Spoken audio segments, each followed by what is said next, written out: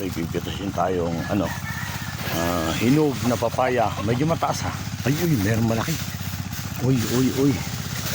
May malaking papaya. Aray ko. Ang daming langgam. Gusto na inahan ako. Yan. Oh. Pwede na. Hindi nang mapitas at saka itong isang bunga ng papaya. Ayan o. Kuhanin na natin.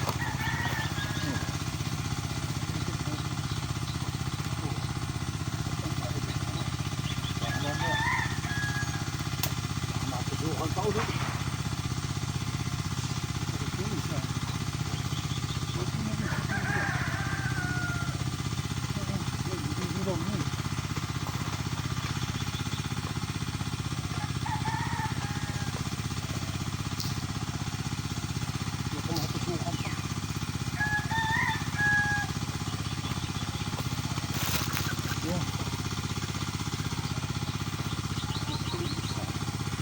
Uy, may mauulam ako ulit. Sige. At kuhanin ko na rin itong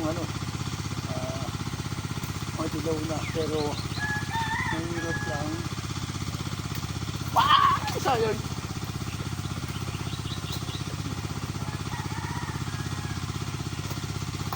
May tib itong isa. Ito yung ginugulay, pero hinog na, sayang eh. Mapakain ko sa anak ko.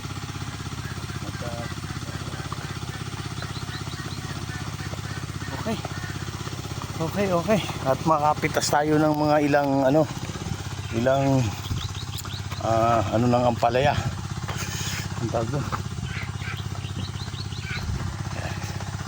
Makapitas tayo ng ampalaya at saka ano to? Yan. May mga magugulay ako. Sayang oh. Tulad dito, sayang oh. Hindi ko napitas na ako.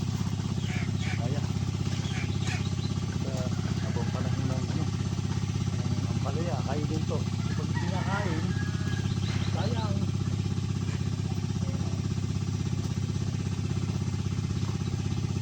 Lalaki na oh.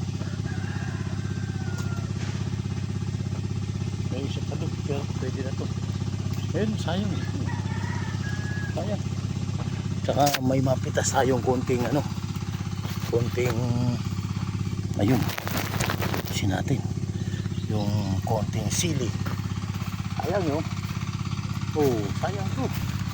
Mapitas din at tingnan mo. Ayan o. Sayang yan.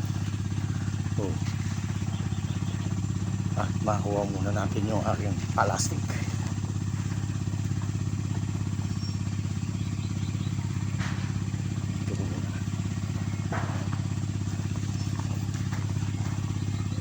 Ito ang napakamahal na sili ngayon. Yan. Sayang naman at maibenta natin kahit kunti ito. May pera to. Yan. Kahit kunting bunga to. May halaga. Share ang isa nito ngayon. 7 pesos.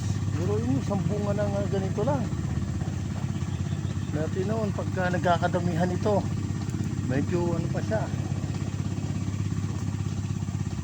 7 pesos. Ito ka 1/4 ako nito. Di meron akong magkano sa country na ng kapital 150. May 75 ka. Maka 1/4 ka. Aba, hindi masama. Yan. Hindi yan. Diba? 1/4 yan. Lakpas pa sa 1/4. Ba? Kahit 50 pesos. Pera din yun. Ayun. Yun naman ang susundan nating kuhanin ngayon. Yung ando na mga katuray. Yan.